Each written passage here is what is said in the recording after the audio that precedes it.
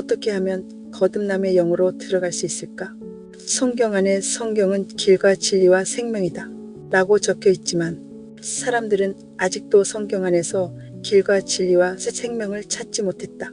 왜냐하면 거의 모든 사람들은 성경에 적혀 있는 글자들을 잘 이해해서 따라가면 길과 진리와 생명을 찾을 수 있을 것이라 생각했으며 성경을 백독을 하거나 암기하면 거듭남의 영이 되는 것으로 착각하고 있었다.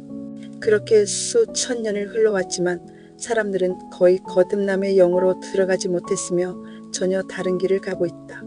그 이유가 어디에 있을까? 고린도후서에서는 새 언약이 일군되기에 만족해 하셨으니 의문으로 하지 아니하고 오직 영으로 하는 것이니 의문은 죽이는 것이요 영은 살리는 것임이라고 하신다. 성경 말씀은 한 점 오류가 없다는 사실은 우리 모두 알고 있다. 한데 의문으로 하지 아니하고 오직 영으로 하는 것이니 의문은 죽이는 것이요 영은 살리는 것이라고 하신다. 사전에서는 의문은 성경의 껍질인 문자를 의문이라 하고 껍질 안에 있는 내용 진리를 생명영이라고 말한다. 그 의미는 보이는 글자를 따라가면 사람을 죽이는 것이며 문자 뒤에 숨어있는 거듭남의 영을 따라가면 살리는 것이라. 비록 하나님에 관한 성경일지라도 의문은 죽이는 것이라고 하신 것이다. 사실 하나님의 말씀인 성경일지라도 보이는 그 상태에서는 그 어떤 것도 참이 될 수 없다. 보이는 것은 보이지 않는 영을 위해 존재한다.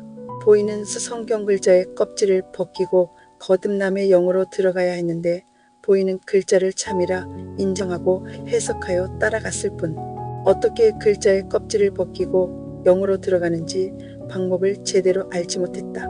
비단 성경뿐이 아니라 하나님이 만드신 이 세상에 보여지는 모든 것들은 참이 아니고 육이다. 육의 생각은 사망이다 라고 말씀하신 것처럼 육은 결코 참이 될 수 없다. 하지만 보이는 것들은 거듭남의 영을 만들기 위한 밑거름이므로 결코 없어서도 안 된다.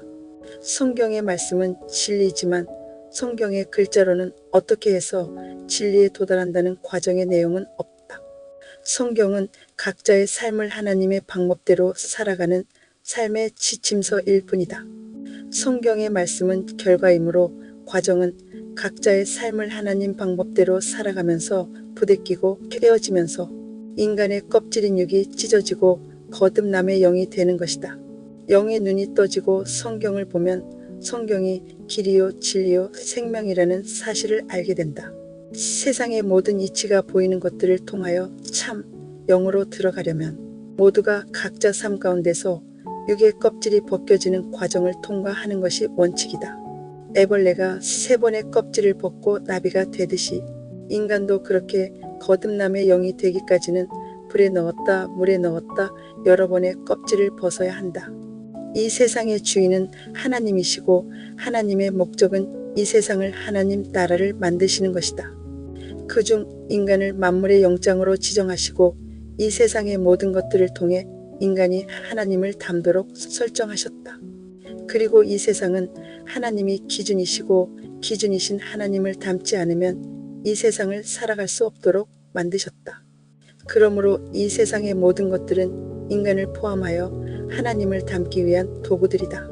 그런 의미로 볼 때 이 우주에 펼쳐진 모든 것들, 성경 안의 모든 것들은 거듭남의 영을 위한 것들임을 부정할 수 없다. 하지만 그동안 인간의 실수는 성경을 읽거나 외우거나 안고 있기만 해도 말씀이 능력이 되어 삶의 기적이 일어나고 소원 성취가 이루어진다고 믿었다. 사람에 따라 성경을 달리 해석도 해보고 여러 가지 방법을 동원했지만 사람들은 거듭남의 영으로 변하지 못했다. 보이는 성경 말씀만 가지고 몸부림을 친 것이다. 그러므로 어떻게 하면 거듭남의 영이 되는지 알 수 없었다. 설사 있었다 하더라도 무언가 왜곡된 길을 인도하여 따라갔을 것이다. 거듭남의 영의 길은 한치의 오차도 거짓도 허용이 안 되며 잘못 살아온 만큼 대가 지불은 물론이며 그 어떤 지식이나 이론만으로도 갈 수 없는 길이다. 이 우주의 모든 것들을 직접 몸으로 부대끼면서 육의 껍질이 벗겨지는 것만이 참이다. 또 이 우주의 원리는 하나님의 뜻에 어긋나면 반드시 문제로 등장하는 게 원칙이기 때문에 문제와 사건이 생길 때는 반드시 하나님 기준에서 무언가 나의 결핍이 있기에 나타나는 것이다. 그러므로 문제가 발생하면 내가 고쳐야 할 부분이 무엇인지 알아내는 것이 가장 중요하다. 그리고 점진적으로 결핍을 고쳐나가면 된다. 이제라도 우리는 성경의 의문을 어떻게 영으로 바꿀 수 있는지 찾아야 한다. 영으로 들어가기 위해 가장 먼저 해야 할 것은 성경을 읽고 삶을 살아가는 현실 가운데서 순간순간을 하나님과 함께 동행하는 삶을 살아야 한다. 하나님은 언제 어디서나 우리와 함께 하시지만 다만 우리가 의식을 못할 뿐이다.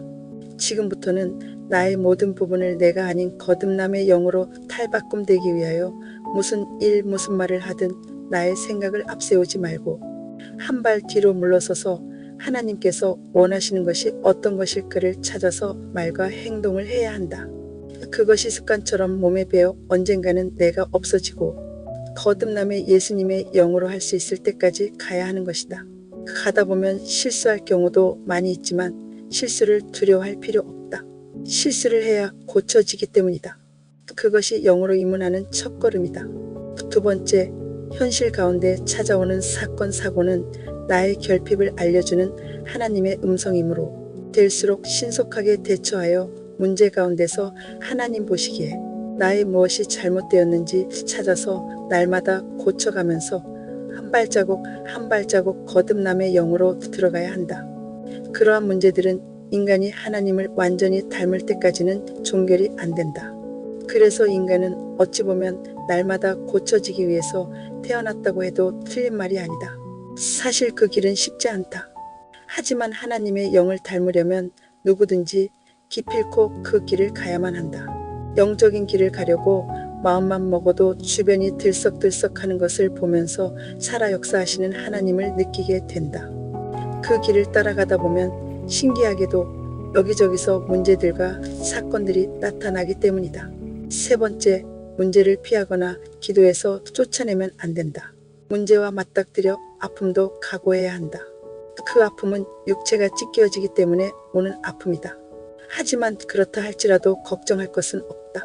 이미 하나님이 함께 하시고 계시고 그 문제들은 나의 결핍 중 한 가지이므로 나의 어떤 결핍 때문에 문제가 생겼는지 찾아서 고치면 된다. 물론 쉽게 고쳐지지 않으며 한꺼번에 사라지지는 않지만 결핍이 고쳐진 만큼 점진적으로 결핍도 아픔도 점진적으로 사라진다. 그리고 고쳐진 만큼 내면에는 가치가 쌓이게 된다.